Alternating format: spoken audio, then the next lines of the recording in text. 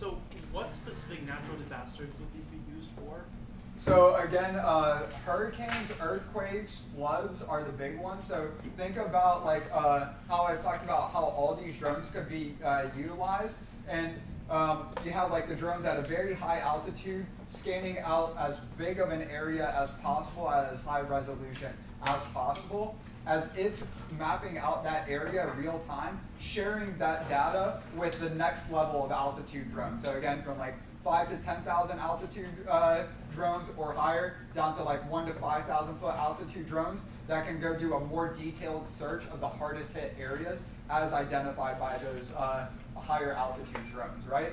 And then those medium altitude drones, those are then automatically dispatching the smaller like delivery size drones. In the case of like a flood or earthquake or hurricane, people are oftentimes stranded on their rooftops, right? What I said wasn't that funny, but are you all right?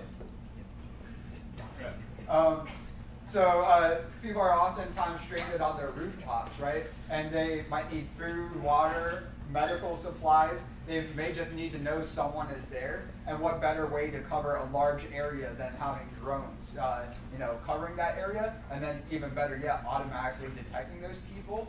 And then even better yet, establishing communications with those people, right? So you guys are all familiar with like a PA system, right? Having that on board a drone, or even being able to deploy walkie-talkies or other sort of cellular communication devices down to those people, right?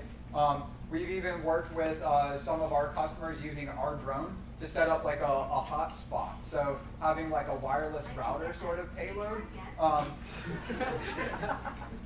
So having like a wireless router sort of payload where people are stranded, all like the telephone wires or cell towers in that area are down.